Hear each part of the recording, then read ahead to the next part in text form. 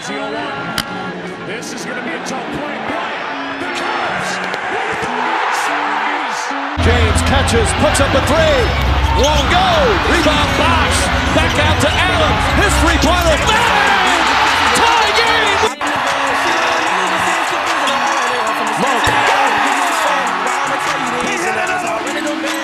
Back today, so I got time to be tripping or writing no love song. Yeah, writing no love song. We all experience love loss. Yeah.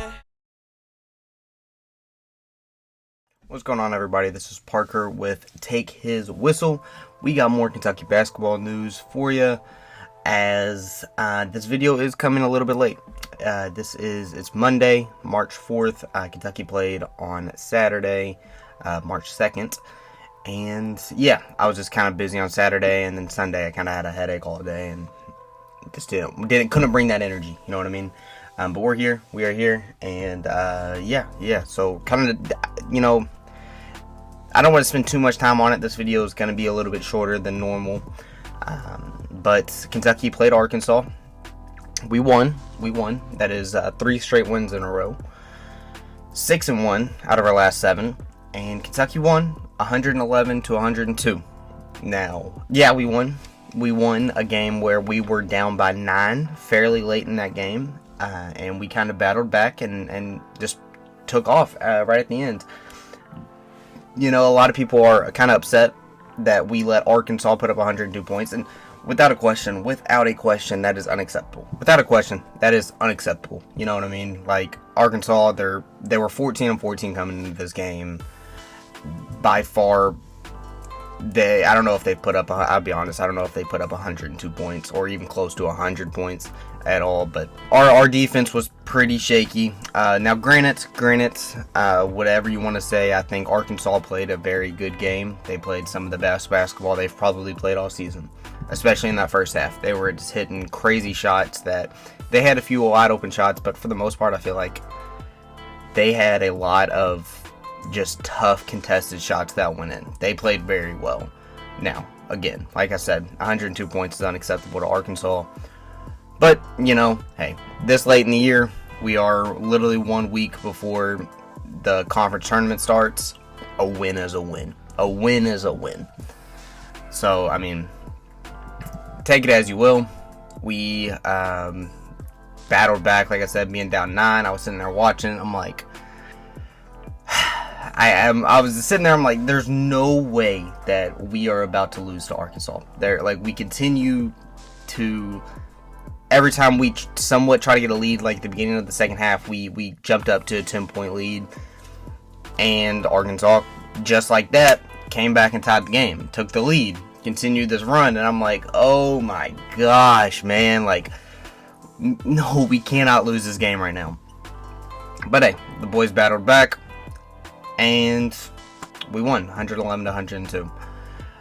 Things that I like, they're like I said, I can go through every single player every game, but I'm not going to. Just want to touch on some of the key players. But firstly, every video, got to give my roses to somebody, and I think today it's going to be DJ Wagner, who has been struggling very much offensively the past couple games. And like I've always said, he always brings the defensive intensity.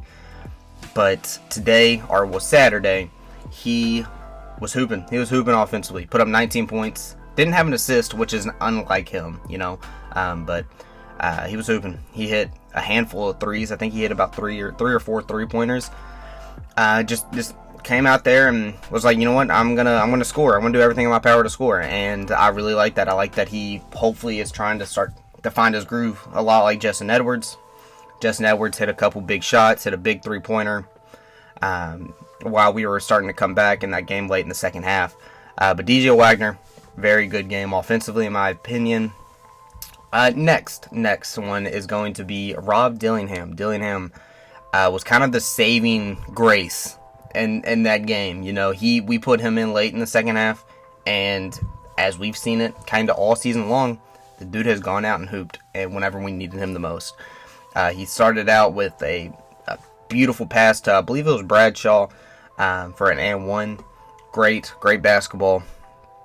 Comes down, gets a steal, and one. Just craziness. Rob I love you, man. I love you. Rob is phenomenal. Dillingham is great, and I love that he continuously shows up in big time moments when we need him. And you know, that's what I said the other day. Like, one of our biggest strengths that I don't think a lot of people have. There is some teams, but even then, those teams, I don't know if they're as deep as Kentucky. You don't know who is going to go off any given day. You know, like, obviously our best overall scorer is Antonio Reeves, without a question. But then, like Mississippi State, it was Reed. Against Arkansas, against LSU, it was Rob. Saturday was also DJ. DJ had a great game, you know, like Justin Edwards against Alabama. Like, we have so many different options that can go off at any given moment. It's dangerous. It's dangerous. It's just putting together a full 40 minutes of basketball and just really just defensively. I'm not, like, I've always said it, and I think everybody knows it. Our offense isn't a problem.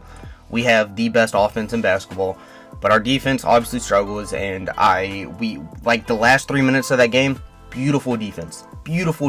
We got turnover after turnover after turnover. We really turned up. Now, was it that Arkansas just got gassed? Maybe that's what it is, but our defense helped us win that game. If you want to sit there and say that Arkansas put up 102 points, fine, go ahead, but our defense helped us win that game. Finally, the last player I do kind of want to touch on is Trey Mitchell. He did make his return. Didn't really do much. He had 16 minutes, 2 points, 3 rebounds, 1 assist. But Trey Mitchell came back from his injury. Didn't do too much, but I think it's just like DJ was, just needs to get back in in-game shape. And I think he'll be fine. He's a leader on this team, and I love that. Hopefully he can stay healthy going into this final week. Looking into this week, we have Vanderbilt coming up midweek, our midweek matchup against Vanderbilt at home. It's our last home game of the year. And then Saturday, which I said the first meeting was the most anticipated matchup of the year. Now, especially for Kentucky fans, I don't know about Tennessee fans, but Kentucky fans are definitely looking for that revenge game against Tennessee on Saturday in Knoxville. A few weeks back, Tennessee came into Rupp and just whooped our ass, plain and simple. And you know, I have doubted Tennessee a lot this year. I really have. To me, it seemed like they lost to good opponents and won against weaker opponents. They killed weaker opponents, and so I was just like, I was never too high on Tennessee, but let's be real, Tennessee's got the most gauntlet of the end of the schedule. I mean, their last, I think, 5 opponents were all ranked. You know, I don't know that for a fact, but I know it was like 4 or 5 of their last opponents were all ranked. They got South Carolina, their midweek matchup, which, as a Kentucky fan, you may not want to hear this, but we need to be rooting for Tennessee. We need to get a top 4 spot in the SEC. And Tennessee, if Tennessee beats South Carolina, it's going to help us out. Now, do I think we can still get it? Maybe. But it's going to take some luck at this point in the season. Hopefully some teams are going to fall that probably shouldn't fall.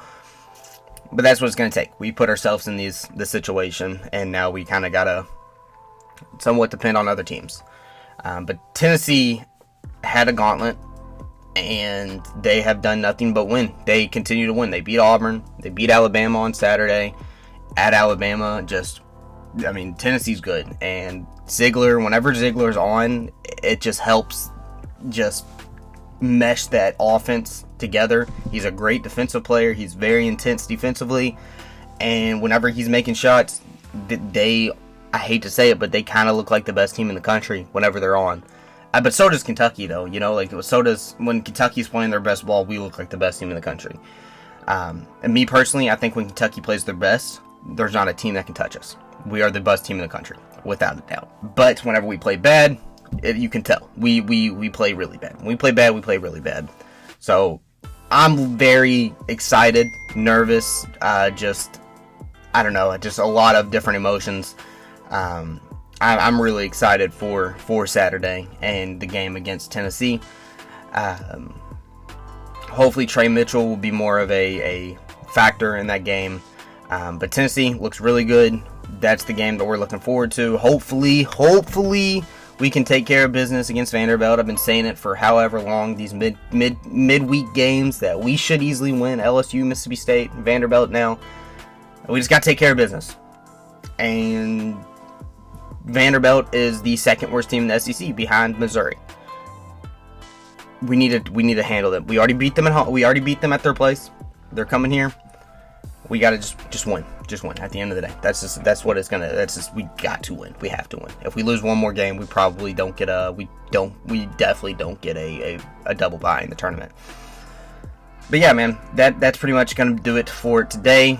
I should be back after the Vanderbilt game. If it's not necessarily much of a game, which I'm hoping it's not, I might hold off on that video unless something crazy happens and I kind of really want to talk about it. But I might just pass on that Vanderbilt game just because we should handle business. And if I do make a video, I think it's going to be more or less just talking about the matchup against Tennessee and it's getting prepared for SEC play, or SEC tournament play, I should say.